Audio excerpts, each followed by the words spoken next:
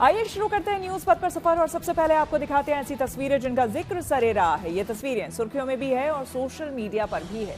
इनसे आपका बाखबर होना बेहद जरूरी है क्योंकि चौराहे पर इन्हीं की चर्चा है। और आज तो सबसे ज्यादा चर्चा क्रिसमस सेलिब्रेशन की है।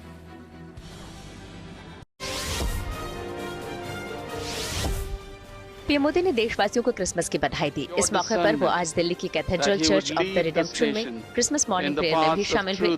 इस प्रार्थना सभा में प्रार्थना, कैरल और भजन गाए गए। वहीं दिल्ली के बिशप रेव डॉक्टर पॉल स्वरूप ने पीएम मोदी के लिए विशेष प्रार्थना भी की। पीएम मोदी ने सोशल मीडिया पर इसकी तस्वीरें और वीडियोस भी शेयर किए हैं और इस त्योहार के जरिए समाज में सद्भाव और मेलजोल के मजबूत होने की उम्मीद भी जताई।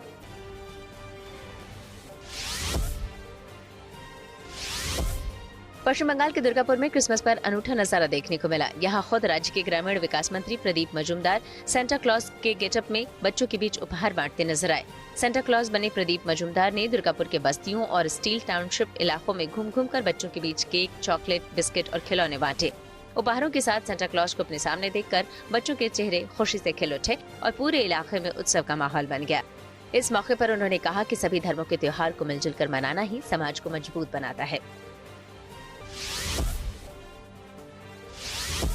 बिहार के सुपौल में दो लड़कियां चर्चा में हैं। असल में दोनों ने आपस में ही शादी कर ली। सुपौल में समलैंगिक विवाह का वीडियो सोशल मीडिया पर वायरल हो रहा है। मामला त्रिवेणीगंज नगर परिषद क्षेत्र के वार्ड संख्या 18 का है। बताया जा रहा है कि एक मॉल में काम करने वाली दो लड़कियां पूजा गुप्ता और काजल कुमारी ने मंगलवार देर रात एक मंदिर में शादी कर ली। दोनों की पहचान करीब 2 साल पहले सोशल मीडिया प्लेटफॉर्म इंस्टाग्राम के जरिए हुई थी। यहीं से दोनों की दोस्ती परवान चढ़ी और फिर प्यार और शादी पर आकर खत्म हुई। अनंत अंबानी ने प्रथम ज्योतिर्लिंग सोमनाथ महादेव के दर्शन किए। उन्होंने यहाँ विधि विधान से पूजा अर्चना की और महादेव का आशीर्वाद लिया। इस मौके पर उन्होंने 5 करोड़ रुपए का दान भी दिया। इस दान राशि का उपयोग तीर्थयात्रियों की सुविधाओं और तीर्थ यात्रा विकास परियोजनाओं के लिए किया जाएगा। चलिए बात करते हैं क्रिसमस की। आज पूरी दुनिया में क्रिसमस बड़े ही धूमधाम के साथ मनाया जा रहा है और देश दुनिया में जश्न का माहौल भी है। आज प्रभु यीशु का जन्मदिन है। गिरजाघरों में क्रिसमस पर विशेष प्रार्थना सभाओं का आयोजन हो रहा है। लोग अपने परिवार और दोस्तों के साथ गिरजाघरों में पहुंचकर प्रार्थना सभाओं में हिस्सा ले रहे हैं और इस त्योहार को हंसी खुशी के साथ सेलिब्रेट कर रहे हैं। दुनिया के अलग अलग देशों में भी क्रिसमस को लेकर हर्षोल्लास नजर आ रहा है।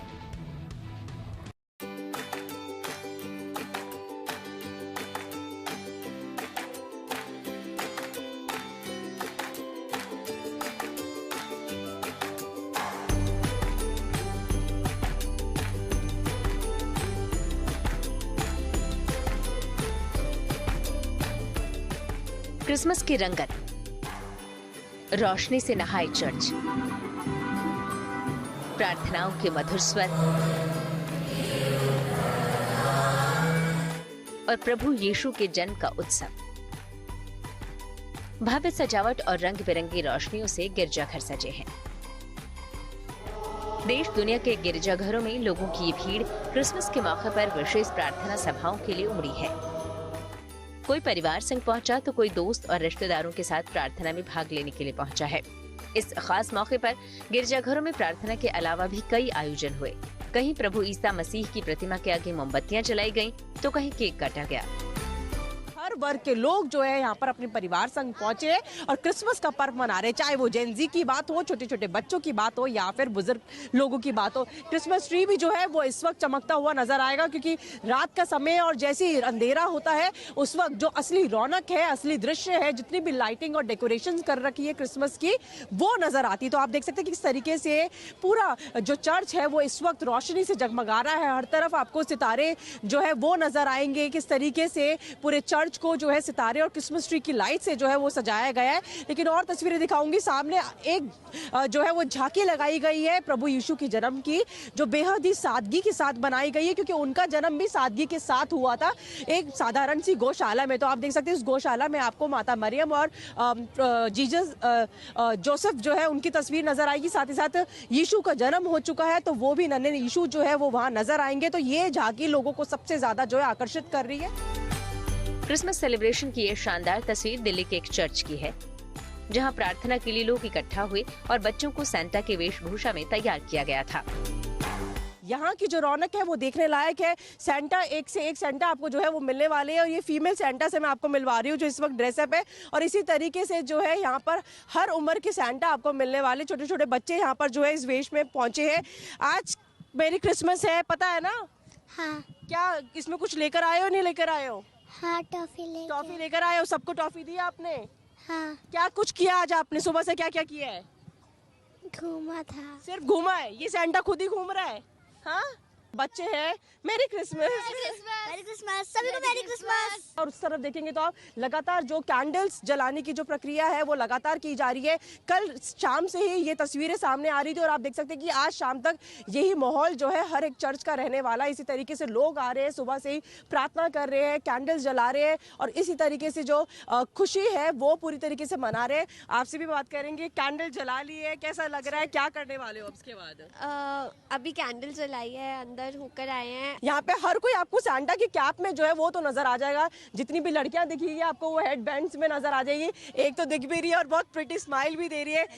मेरी क्रिसमस। मेरी क्रिसमस। क्या सीन है, क्या प्लान है आप आज का? हम तो ऐसे ही चर्च घूमने आए थे और मैं तो पहली बार चर्च आई हूँ, सो मेरे को काफ़ी अच्छा लगा। लाइक आगे अभी तक सिर्फ मूवीज़ में देखा है चर्च, तो आज रियल में देख के काफ़ी अच्छा लग रहा है। अच्छा लगता है ना, मतलब क्रिश्चियन ना होते हुए भी वो चीज़ को सेलिब्रेट करना और भी ज़्यादा अच्छा लाइक फेस्टिवल्स हैं, ऑफ कोर्स इंडिया में तो हम हर फेस्टिवल्स मनाते ही हैं, तो क्रिसमस भी क्यों ना मनाएं, आए देखें, नई चीज़ सीखें, वो ही अच्छी बात है। दिल्ली की तरह ही देश के दूसरे शहरों मायानगरी मुंबई से लेकर मनाली तक, कोट्टायम से लेकर कटक तक और तिरुचिरापल्ली से लेकर तुत्तुकुड़ी तक क्रिसमस की रौनक देखते ही बनी। रंग बिरंगी लाइटों से रोशन चर्च और एक दूसरे को गिफ्ट और बधाई देते लोगों ने बड़े ही हर्षोल्लास के साथ क्रिसमस मनाया। अब प्रभु मसीह चाहते हैं कि वो हर एक इंसान के दिल में पैदा हो, उनका जन्म हो। वो कैसे हो सकता है कि हमारा भाईचारा से, हम अपने एक दूसरे को प्यार करने से, समाज में उन्नति करने से, जो दीन दुखी लोग हैं उनको सेवा करने से जब हम करते हैं तो हम वही यीशु मसीह का जन्म हर एक इंसान के दिल में होता है। क्रिसमस की रौनक का एक ऐसा ही अद्भुत रंग हिमाचल के मैक्लोडगंज से भी नजर आया। यहाँ भी चर्च को खूबसूरत रोशनी से सजाया गया है। यहाँ लोगों ने हाथों में कैंडल लेकर दुनिया में शांति और सद्भाव के लिए प्रार्थनाएं की।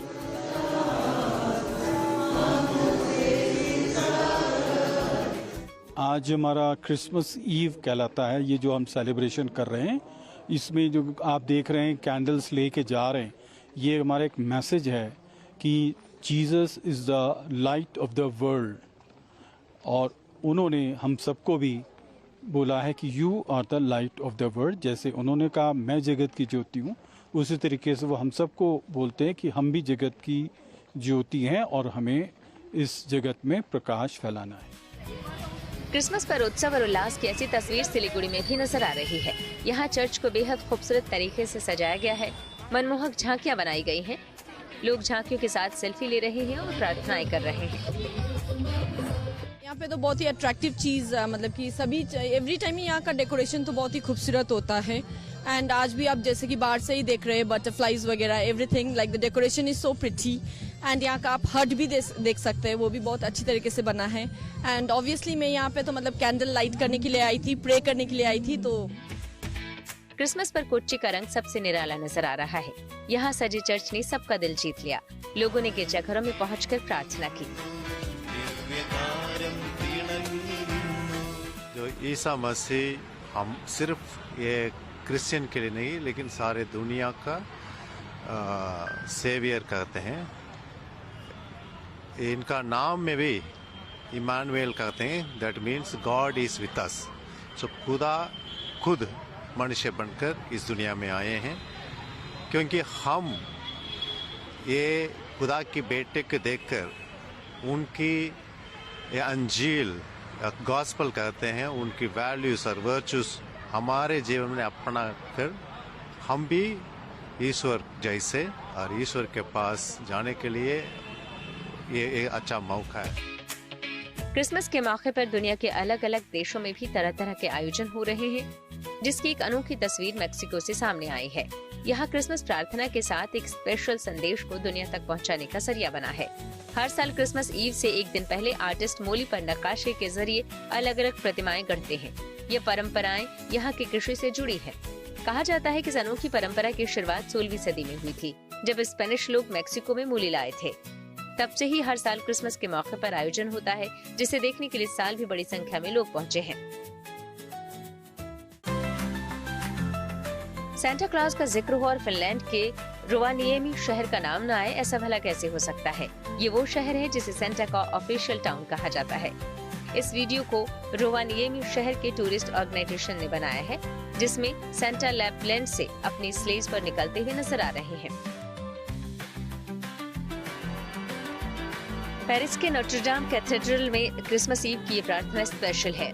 नोट्रडाम को पिछले साल दिसंबर से फिर से आम लोगों के लिए खोला गया था।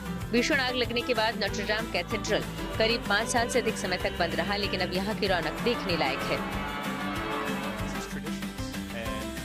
क्रिसमस का ये त्योहार धरती पर ही नहीं, अंतरिक्ष में भी मनाया गया। इंटरनेशनल स्पेस स्टेशन पर मौजूद एस्ट्रोनॉट्स ने वहाँ खास सजावट की और सभी को क्रिसमस की ढेरों बधाई दी। दिल्ली से मनीषा लड्डा के साथ bureau report, good news today. Mumbai metropolitan region को मिला दूसरा एयरपोर्ट। आइए सीधे आपको लिए चलते हैं न्यूज एक्सप्रेसवे पर, जहां देश भर की कुछ और जरूरी खबरें कर रही हैं आपका इंतजार। नवी मुंबई इंटरनेशनल एयरपोर्ट पर कमर्शियल उड़ानें 25 दिसंबर से शुरू हो गई। इस मौके पर हवाई पट्टी पर उतरे पहले विमान को वाटर कैनन सैल्यूट दिया गया। नवी मुंबई एयरपोर्ट पर पहली फ्लाइट बेंगलुरु से सुबह 8 बजे उतरी, जो कि इंडिगो एयरलाइंस की उड़ान थी। इसके बाद सुबह 8:40 पर इंडिगो की फ्लाइट ने हैदराबाद के लिए उड़ान भरी।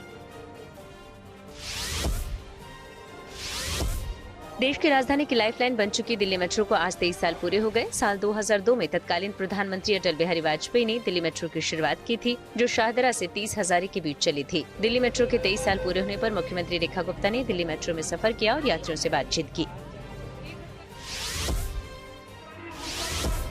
नए साल से पहले वाराणसी में काशी विश्वनाथ मंदिर में दर्शन के लिए भक्तों की संख्या बढ़ने लगी है। ऐसे में मंदिर प्रशासन ने सभी तरह के वीआईपी दर्शन, प्रोटोकॉल के जरिए होने वाले दर्शन और स्पर्श दर्शन पर अगले आदेश तक रोक लगा दी है। वर्तमान में भक्तों को झांकी दर्शन की ही सुविधा प्रदान की जा रही है। मंदिर प्रशासन ने सभी श्रद्धालुओं से सहयोग करने की अपील की है। सभी श्रद्धालुओं से अनुरोध है कि कृपया मंदिर न्यास का सहयोग करें और सुविधा पूर्वक, सुरक्षा पूर्वक दर्शन सभी को प्राप्त हो सके, इसमें मंदिर न्यास का सहयोग करें। क्रिसमस के मौके पर जम्मू कश्मीर में पहलगाम विंटर कार्निवल शुरू हो गया है। 25 दिसंबर से शुरू हुआ ये फेस्टिवल 31 दिसंबर तक चलेगा। इस दौरान इस फेस्टिवल में कल्चरल प्रोग्राम, क्राफ्ट और विंटर स्पोर्ट्स का आयोजन किया जाएगा, जिससे पर्यटन को बढ़ावा मिलेगा। इस कार्निवल में लोगों को कश्मीर की संस्कृति और सुंदरता की झलक देखने को मिलेगी। जयपुर में नए साल से पहले और पर्यटन सीजन को ध्यान में रखते हुए एक बड़ा फैसला लिया गया है। पिंक सिटी के ऐतिहासिक परकोटे में ई रिक्शा चलाने पर 10 जनवरी तक रोक लगा दी गई है। लगातार लग रहे ट्रैफिक जाम से निजात दिलाने के लिए जयपुर पुलिस ने ई रिक्शा पर बैन लगाने का फैसला किया है, जिससे परकोटे की सकड़ी सड़कों पर आवाजाही आसान बनाई जा सके। इस फैसले के बाद परकोटे में यातायात पुलिस ई रिक्शा चालकों के खिलाफ कार्रवाई कर रही है और उल्लंघन करने वाले ई रिक्शे जब्त किए जा रहे हैं। हालांकि ई रिक्शा चालक इसके विरोध में उतर आए हैं। चलिए अब बात लखनऊ प्रेरणा स्थल की। आपको बता दें कि प्रधानमंत्री नरेंद्र मोदी ने पूर्व प्रधानमंत्री अटल बिहारी वाजपेयी की 101वीं जयंती के मौके पर लखनऊ में बने राष्ट्र प्रेरणा स्थल का उद्घाटन किया। लखनऊ के वसंत कुंज में बने राष्ट्र प्रेरणा स्थल पर पूर्व प्रधानमंत्री अटल बिहारी वाजपेयी के साथ ही डॉक्टर श्यामा प्रसाद मुखर्जी और पंडित दीनदयाल उपाध्याय की कांस्य प्रतिमा भी लगाई गई है। इसका निर्माण साल 2022 में शुरू हुआ था और करीब 3 साल में ये बनकर तैयार हुआ है। इस राष्ट्रीय स्मारक का निर्माण केंद्र ने आजाद भारत के महानायकों की विरासत को सम्मान देने के लिए कराया है।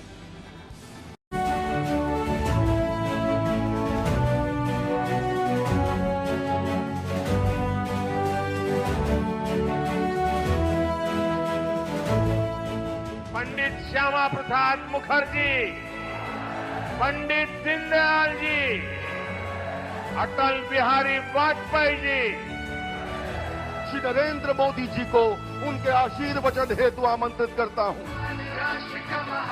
प्रधानमंत्री नरेंद्र मोदी ने भारत रत्न पूर्व प्रधानमंत्री अटल बिहारी वाजपेयी की 101वीं जयंती पर लखनऊ के राष्ट्र प्रेरणा स्थल का बटन दबाकर लोकार्पण किया। माननीय प्रधानमंत्री महोदय, इस मौके पर उन्होंने पूर्व प्रधानमंत्री अटल बिहारी वाजपेयी, डॉक्टर श्यामा प्रसाद मुखर्जी और पंडित दीनदयाल उपाध्याय की विशाल कांस्य प्रतिमाओं का अनावरण करके पुष्पार्पित किया।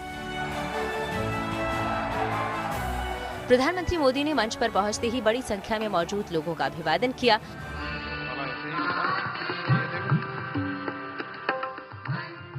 इसके बाद वंदे मातरम गीत गाया गया।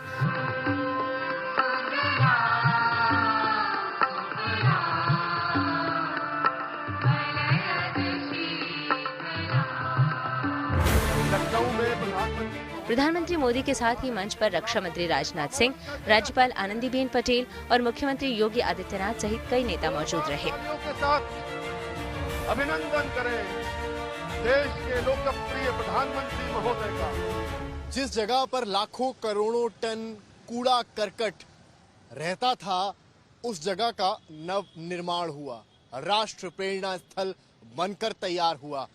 उसके उद्घाटन के लिए प्रधानमंत्री नरेंद्र मोदी आज लखनऊ पहुंचे।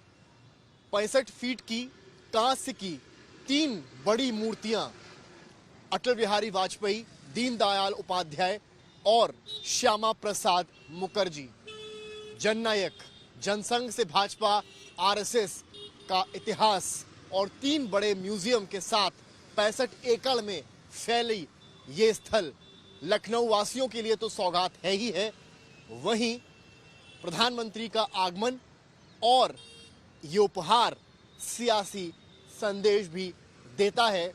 जहां एक ओर समाजवादी पार्टी जनेश्वर मिश्र और लोहिया की मूर्तियों से, बहुजन समाज पार्टी कांशीराम और मायावती की खुद की मूर्तियों से सियासी दंगल में नंबर बढ़ाती रही है, उसी कड़ी में बीजेपी ने भी यूपी चुनाव से पहले एक नया दांव खेला है और 3 दिग्गज नेताओं की जीवनी बताते हुए म्यूजियम और 65 फीट की लंबी बड़ी मूर्तियां स्थापित कर एक सियासी संदेश भी दिया है। लखनऊ में प्रधानमंत्री मोदी की मौजूदगी की वजह से चप्पे चप्पे पर पुलिस, पीएसी, आरएएफ, एटीएस और एनएसजी के जवान तैनात किए गए थे और प्रेरणा स्थल और आसपास के इलाके को सजाया गया था। यहाँ पर जो बीजेपी की फ्लैग्स हैं वो इस रूट पे लगाए गए हैं। ये पूरा ग्रीन कॉरिडोर है जिसको डेवलप किया गया है और ये पूरा रास्ता वहीं तक जाता है जहाँ पर वो कांस्य की मूर्तियां। आप ये जो तस्वीर देख रहे हैं ये ग्रीन कॉरिडोर की है, जहाँ से इसको पूरी तरीके से पुष्पों से सजाया गया है और इसके साथ साथ यहाँ पर और भी व्यवस्थाएं अलग अलग तरीके से की गई हैं। ये सारे कटआउट्स जो हैं जिसमें प्रधानमंत्री मोदी को लगाए गए हैं, जो ये पूरा बसंत कुंज एरिया है वहां तक इसको डेकोरेशन किया गया है। अलग अलग जगह पर आने का डाइवर्जन किया गया है। पुलिस की सुरक्षा चौक चौबंद व्यवस्था की गई है जिससे कि लोग और यहाँ तक पहुँच सके। ये अपने आप में व्यवस्थित चीजें हैं जिसको पूरी तरीके से दिखाया जा रहा है और कहीं ना कहीं इस पूरे प्रकरण को लेकर ये माना जा रहा है कि ये अपने आप में एक बड़ी उपलब्धि है। गोमती नदी के किनारे बना राष्ट्र प्रेरणा स्थल पर अटल बिहारी वाजपेयी के साथ ही डॉक्टर श्यामा प्रसाद मुखर्जी और पंडित दीनदयाल उपाध्याय की भव्य कांस्य प्रतिमाएं लगाई गई हैं। इनमें बीच में दीनदयाल उपाध्याय की प्रतिमा है। 230 करोड़ की लागत से 65 एकड़ के इस राष्ट्र प्रेरणा स्थल में मूर्तियां लगी हैं। वसंत कुंज के पार्क में 65 फीट ऊंची कांस्य की प्रतिमाएं लगाई गई हैं। बीजेपी जनसंघ के इन महापुरुषों की जीवनी पर आधारित म्यूजियम है। इस पार्क में रैली के लिए 2 लाख लोगों की क्षमता और विशाल मंच है। इसके अलावा मनोरंजन, मेडिटेशन सेंटर, विश्राम केंद्र, योग सेंटर और कैफेटेरिया भी है। आखिर क्या है राष्ट्र प्रेरणा स्थल और क्यों इसकी इतनी चर्चा है, वो भी आपको दिखाते हैं। ये तो रही स्टेज की तस्वीर। अब आपको हम दिखाएंगे स्टेज से हटकर वो 3 जननायकों की तस्वीर। पूर्व प्रधानमंत्री अटल बिहारी वाजपेयी, पंडित दीनदयाल उपाध्याय और तस्वीरों में श्यामा प्रसाद मुखर्जी, ये 3 दिग्गज नेता, जननायक, उनकी तस्वीरें और ये प्रेरणा स्थल। सियासत में मूर्तियों को लेकर राजनीति नई नहीं है, चाहे समाजवादी पार्टी हो, बहुजन समाज पार्टी हो, यूपी की सियासत हो, सभी दलों ने अपने अपने नेताओं को मूर्ति के जरिए दिखाने की कोशिश की है। अब भाजपा भी अपने 3 दिग्गज नेता, और ये कहानी केवल बीजेपी से शुरू नहीं होती है, जनसंघ की स्थापना और क्या इनका इतिहास है, कैसे ये नेता लोगों को प्रेरणादायी लोगों के लिए बने हुए हैं, उसके तहत 3 बड़े म्यूजियम भी यहाँ बने हैं। आप अगर इन मूर्तियों की बात करेंगे तो 65 फीट की ये मूर्तियां कांस्य की बनाई गई हैं, कांस्य की बनी हैं, और ये पूरा जो प्रेरणा स्थल आप देख रहे हैं काफी बड़ा 65 एकड़ में ये पूरा स्थल फैला हुआ है। भारी पुलिस सिक्योरिटी है, तो वहीं इन मूर्तियों के इर्द गिर्द जो योजनाएं केंद्र सरकार की हैं या यूपी सरकार की हैं, उन्हें दिखाने का प्रयास यहाँ पर किया गया है। अगर आप इसको देखें यहाँ से विजुअल्स में, तो काफी ज्यादा भव्य तरीके से इसका निर्माण कुल मिलाकर किया गया है। जगह जगह आपको प्रधानमंत्री नरेंद्र मोदी के तस्वीरों के होर्डिंग्स भी यहाँ पर दिखाई पड़ेंगे, और उनके स्वागत को लेकर, उनके अभिनंदन को लेकर जिस तरीके से जो पोस्टर्स हैं वो भी कुल मिलाकर यहाँ पर लगाए गए हैं। राष्ट्रीय प्रेरणा स्थल पर कमल की संरचना में बनाया गया एक अत्याधुनिक संग्रहालय भी है, जो करीब 98,000 वर्ग फुट में फैला हुआ है। यहाँ राष्ट्र निर्माण में योगदान देने वाले नेताओं के अमूल्य योगदान के बारे में जानने का अवसर मिलेगा। कमल के आकार का संग्रहालय 98,000 वर्ग फुट में फैला हुआ है। प्रसिद्ध मूर्तिकार राम सुतार और मंटू राम ने इन प्रतिमाओं और संग्रहालय को तैयार कराया। लोगों के टहलने घूमने के लिए करीब 1.5 किलोमीटर लंबा सिंथेटिक ट्रैक भी बनाया गया है। अब कहानी आती है म्यूजियम की, कि म्यूजियम में क्या क्या सुविधाएं हैं, इस पूरे स्थल में क्या क्या सुविधाएं हैं। पहली झलक आपको हम दिखाते हैं संग्रहालय मंच और ओथ प्रवेश, यानी museum stage and oath entry. नीचे museum VIP entry, statues entry, VIP toilet, emergency road, cafeteria, ये सारी सुविधाएं जो है यहाँ पर दी गई हैं। और ये जो मेरे पीछे आप इमारत को देख रहे हैं, यही म्यूजियम है। 3 नेताओं के 3 तरह के इस तरह के म्यूजियम बनाए गए हैं। पहला जहां हम आपको लेकर चल रहे हैं, ये स्वर्गीय श्री अटल बिहारी वाजपेयी पूर्व प्रधानमंत्री को समर्पित एक म्यूजियम है। इस तरह से यहाँ इसकी एंट्री होती है। हालांकि अभी कुछ कार्य शेष है, वो कार्य यहाँ प्रगति पर है, लेकिन हम आपको इस म्यूजियम के अंदर की खास तस्वीरें दिखा रहे हैं कि किस तरीके से जो कार्यरत विभाग हैं वो लगे हुए हैं। अब हम आपको लेकर चल रहे हैं झलक दिखाने उस म्यूजियम की, जहां पर देखें तो अटल बिहारी वाजपेयी की आपको एक तस्वीर दिखाई पड़ेगी। ये तस्वीर देखिए क्या खूबसूरती से इसे पिरोया गया है। कदम मिलाकर चलना होगा। जो बातें अटल बिहारी वाजपेयी ने कही, वो बातें जो है यहाँ लिखी गई हैं। यहाँ पर आप देखेंगे तो अटल बिहारी वाजपेयी, कर्तव्य के पुनीत पथ को हमने श्वेत से खींचा है, कभी कभी अपने अश्रु और प्राणों का अर्घ भी दिया है, किंतु अपनी ध्येय यात्रा में हम कभी रुके नहीं हैं, किसी चुनौती के सम्मुख कभी झुके नहीं हैं। एक कवि के तौर पर भी अटल बिहारी वाजपेयी का जीवन दर्शन रहा, और उसके पश्चात इस तरह की जो चीज़ें हैं, पंक्तियां हैं, वो लिखी गई हैं। यहाँ पर नानाजी देशमुख जी और अटल जी की तस्वीर लगी है। जो कुछ कहते हैं ना कैंडिड तस्वीरें किसी नेता की हैं, उनके जीवन को जानना हो, उनके इतिहास को जानना हो, वो इस म्यूजियम के जरिए बताया गया है। विद क्वीन एलिजाबेथ ये एक तस्वीर है, अपने आप में सारी कैंडिड इमेजेस हैं। आगे आएंगे आपको तो और कैंडिड इमेजेस आपको दिखाई पड़ेंगी। इस तरह की तस्वीरें हैं। आप यहाँ पर देखेंगे तो जो इतिहास है अटल बिहारी वाजपेयी जी का, उसे दर्शाया गया है। यहाँ पर देखिए कितनी खूबसूरती से इस पूरे म्यूजियम को ढाला गया है, और पुरानी तस्वीरें जो उनकी, जब वो कविताएं लिखते थे, ये देखिए यहाँ पर आपातकाल इमरजेंसी, उसको 3D LED लाइट्स के जरिए दर्शाने का प्रयास किया गया है। वो सारी तस्वीरें एक्सक्लूसिव आपको हम यहाँ से दिखाने का प्रयास कर रहे हैं। साल 2022 में इसका निर्माण शुरू हुआ था, और अब इस परिसर को एक राष्ट्रीय संपत्ति के रूप में देखा जा रहा है, जो भविष्य की पीढ़ियों को नेतृत्व, सेवा और सांस्कृतिक चेतना की प्रेरणा देगा। लखनऊ से आशीष श्रीवास्तव के साथ समर्थ श्रीवास्तव, गुड न्यूज टुडे। उस वक्त के सफर में अब सोशल अड्डा का रुख करते हैं, जहां आज बात होगी दिल्ली की। आज पूर्व प्रधानमंत्री अटल बिहारी वाजपेयी की जयंती पर देश की राजधानी दिल्ली में अटल कैंटीन की शुरुआत की गई है। केंद्रीय मंत्री मनोहर लाल खट्टर ने दिल्ली के लाजपत नगर में अटल कैंटीन योजना की शुरुआत की। इस मौके पर उनके साथ दिल्ली की मुख्यमंत्री रेखा गुप्ता भी मौजूद रहीं। दोनों नेताओं ने कैंटीन में बैठकर खाना भी खाया। दिल्ली में अलग अलग जगहों पर एक साथ खुली 100 अटल कैंटीन में केवल 5 रुपए में खाना मिलेगा। ये योजना विशेष तौर पर दिल्ली में काम करने वाले लाखों जरूरतमंदों के लिए बड़ी सौगात है। हमारे सहयोगी सुशांत मेहरा ने अटल कैंटीन का जायजा लिया और वहां मिलने वाले खाने को लेकर लोगों से बात कर उनकी राय जानी। दिल्ली में आज से अटल कैंटीन की शुरुआत की है। दिल्ली सरकार ने लगभग 100 अटल कैंटीन की शुरुआत आज दिल्ली सरकार कर रही है और इस कैंटीन में 5 रुपए में महज आपको ये भरपूर थाली जो है वो आपको मिलेगी इस कैंटीन में। इस कैंटीन में आपको मैं सबसे पहले दिखा दूं कि ये जो दाल है वो आपको मिलेगी, इसके साथ साथ सीजनल सब्जी जो है वो आपको मिलेगी, राइस मिलेंगे और चपाती मिलेगी और उसके साथ साथ अचार मिलेगा। ये एक भरपूर थाली है जिसमें अगर आप चाहें तो जितनी आपकी कैपेसिटी है उतनी आप दाल, उतनी आप राइस जो है, उतनी चपाती जो है वो आप ले सकते हैं। आप देखेंगे ये कैंटीन की शुरुआत और तमाम जो पहले दिन है और अच्छे खासी भीड़ जो है वो नजर आ रही है। आपका नाम? मेरा नाम हरिश्चंद्र है। हरिश्चंद्र जी, ये बताइए कि आज से कैंटीन शुरू हो रही है सरकार की तरफ से, क्या लगता है कि वाकई ये कैंटीन की जरूरत थी दिल्ली में? जरूरत हर चीज की है और खाना भी अच्छा मिला, सब खाना अच्छा है। बस 5 रुपए में खाना बहुत बढ़िया मिला। 5 रुपए में बढ़िया मिला, बढ़िया। ये बताइए कि क्या लगता है कि आप रोज अब इसी कैंटीन में खाएंगे? क्या काम करते हैं आप? मैं ड्राइविंग करता हूँ। ड्राइविंग करते हैं, तो अब इस तरीके से आपको कैंटीन में मिलेगा खाना भरपूर। आपको लगता है कि ये पौष्टिक आहार प्रॉपर है खाने के लिए? ठीक, खाना ठीक है,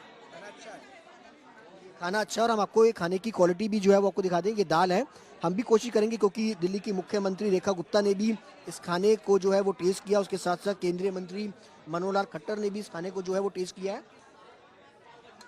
दाल एज यूजुअल जैसे कि हमारे घर में बनती है वैसी ही दाल जो है वो बनी है।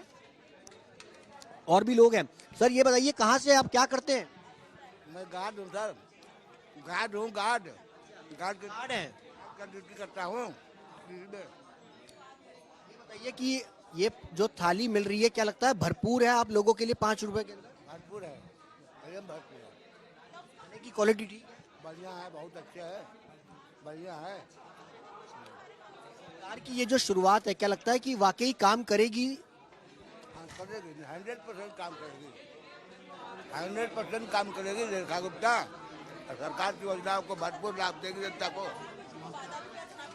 30 कैंटीन की इस तरीके से, क्योंकि आप लोग मजदूरी करते हैं रोजाना और खाने का कोई ठिकाना नहीं होता और इस तरीके से कैंटीन खुल रही है तो क्या लगता है कि जरूरी था आप लोगों के लिए?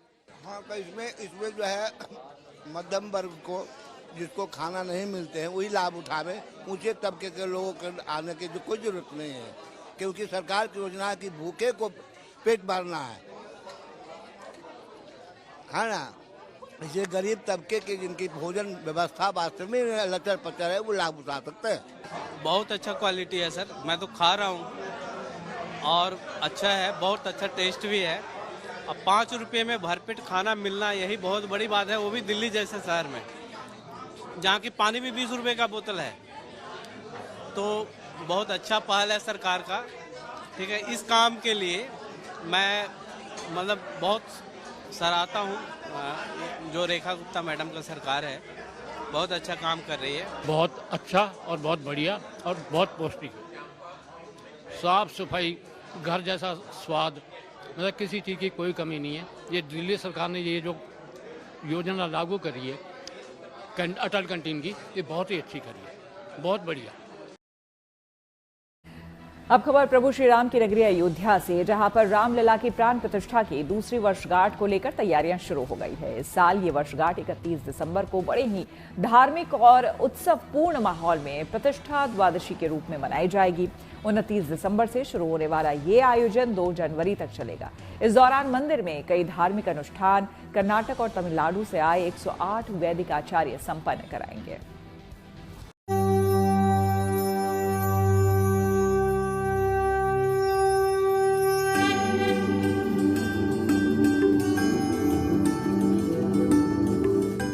फिर सजा राम मंदिर, फिर होगा जोरदार उत्सव।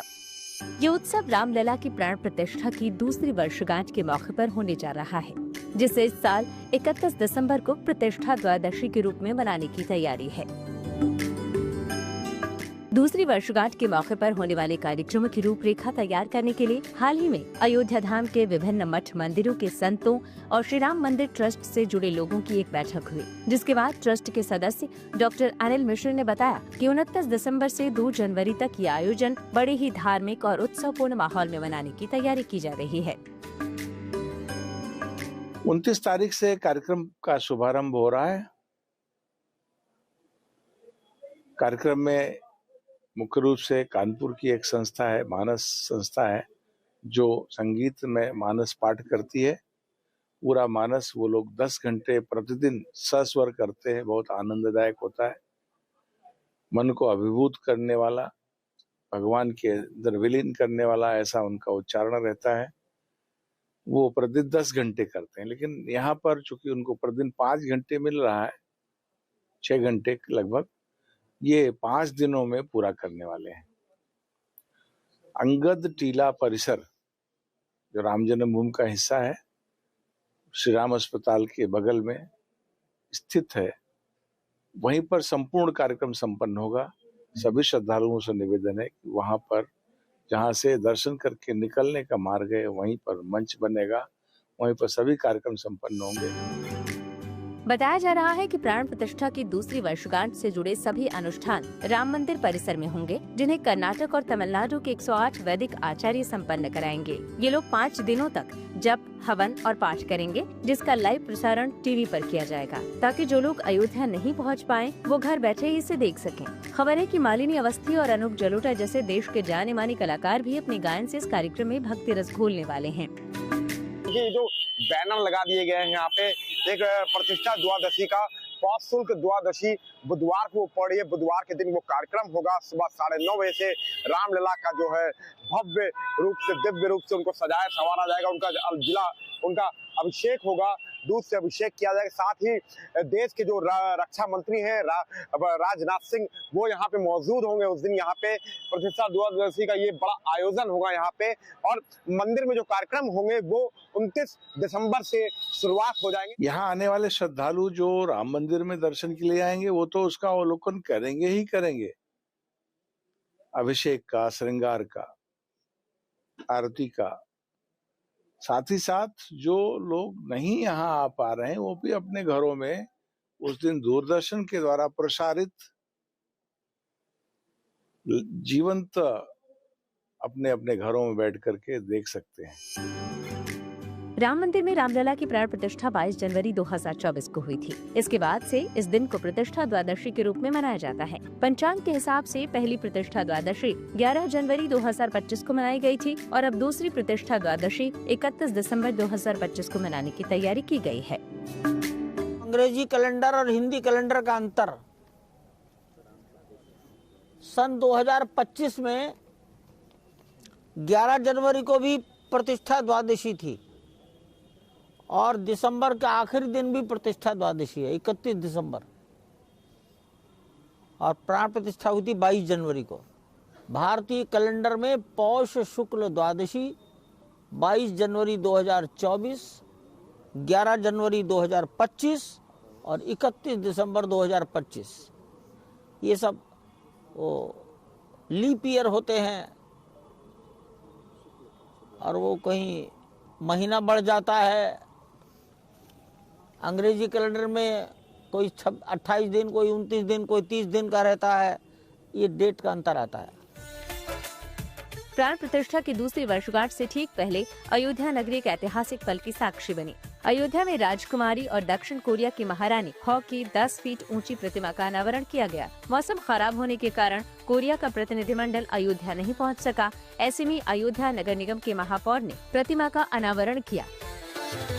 कोरियन पार्क ये आपको दिखेगा, और यहाँ पे आज ही एक मूर्ति लगाई गई है जिसका अनावरण हुआ है, और जो महारानी हो की मूर्ति बताई जा रही है, जो तकरीबन 10 फीट की ये मूर्ति है, और मेटल के धातु से ये बनी हुई मूर्ति है। यहाँ पे जो दर्शक हैं, जो पर्यटक हैं, वो लगातार यहाँ पे इस पार्क को देखने आते हैं, यहाँ सेल्फी लेते हैं, और एक अद्भुत नजारा यहाँ पे आपको देखने को मिल रहा है। ये भारतीय कोरिया की जो संस्कृति है वो उसको दर्शाता हुआ नजर आ रहा है। हम सभी के लिए बहुत शुभ दिन भी है, शुभ अवसर भी है, और भारत और कोरिया गणराज्य के अंतर्राष्ट्रीय संबंधों के दृष्टिकोण से देखते हुए एक आज मील का पत्थर स्थापित हो रहा है।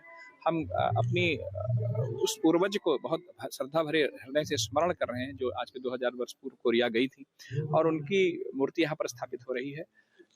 मैं इसके लिए बहुत अपने आप को कृतज्ञ समझता हूँ बहुत प्रसन्नता व्यक्त करता हूँ इस बात के लिए कि आज यहाँ पर यह मूर्ति स्थापित हो।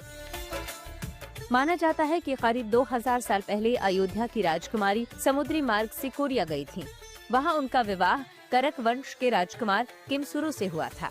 अयोध्या और कोरिया के इसी ऐतिहासिक संबंध को संजोने के मकसद से ये पार्क बनाया गया है। ये दोनों देशों के बीच सांस्कृतिक, पर्यटन और भावनात्मक संबंधों को और मजबूत करेगा। अयोध्या से Mayank Shukla, good news today.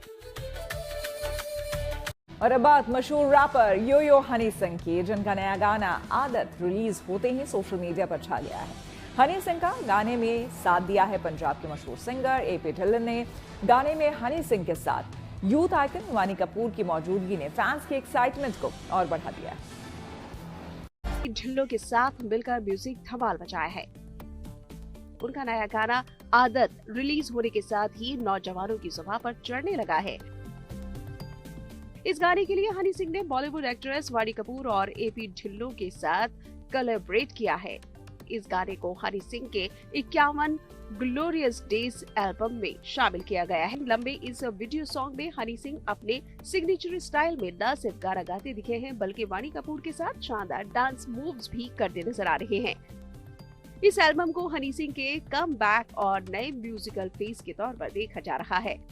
Album के वीडियो में हनी सिंह अपने पुराने स्वैग के साथ नया फ्लेवर पेश कर रहे हैं।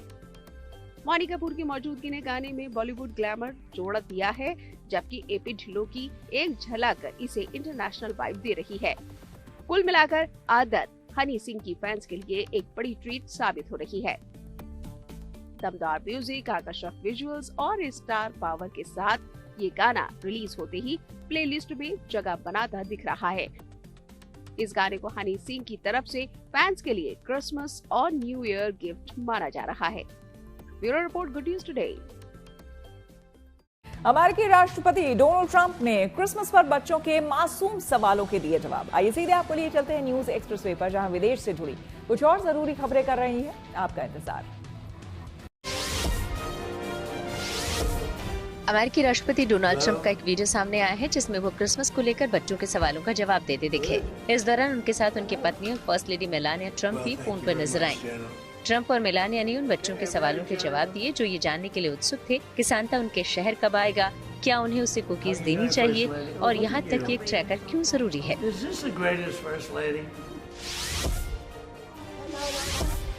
लीमा में पेरू की राष्ट्रीय पुलिस ने क्रिसमस का जश्न कुछ अलग अंदाज में मनाया। अपनी सामान्य वर्दी छोड़कर सब रंग बिरंगे क्रिसमस परिधान में नजर आए। न सिर्फ उन्होंने सांता जैसे कपड़े और टोपी पहनी बल्कि यहाँ के वार्षिक उत्सव परेड में हिस्सा भी लिया। इस दौरान पुलिस अधिकारी सांता, एल्व्स और ग्रिंच के गेटअप में नजर आए। ये सब लाल और हरे गुब्बारों से सजे पुलिस वाहनों में लीमा की सड़कों से गुजर रहे थे। ये लोगों के लिए एक दिलचस्प नजारा था।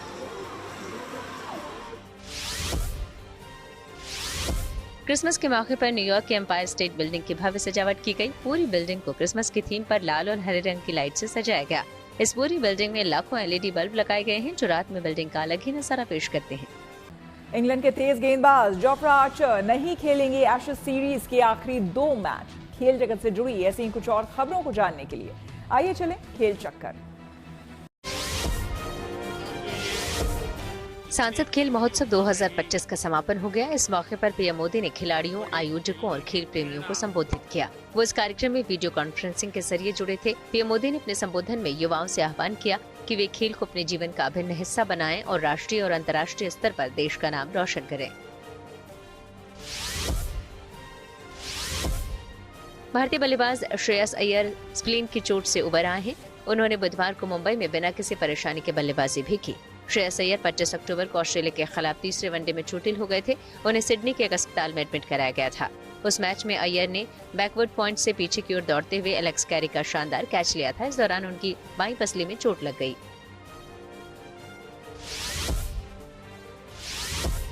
इंग्लैंड के तेज गेंदबाज जोफ्रा आर्चर एशेज सीरीज के आखिरी 2 मैचों से बाहर हो गए हैं। उन्हें इंजरी और वर्कलोड मैनेजमेंट के कारण आराम दिया गया है। इंग्लैंड ने 26 दिसंबर को बॉक्सिंग डे पर शुरू होने वाले चौथे एशेज टेस्ट की प्लेइंग 11 भी अनाउंस कर दी है। आर्चर के अलावा ओली पोप भी बाहर हुए हैं। इसी के साथ न्यूज पक में मेरे यानी कि श्वेता झा के साथ फिलहाल इतना ही। देश दुनिया की तमाम पॉजिटिव खबरों के लिए आप देखते रहिए गुड न्यूज टुडे।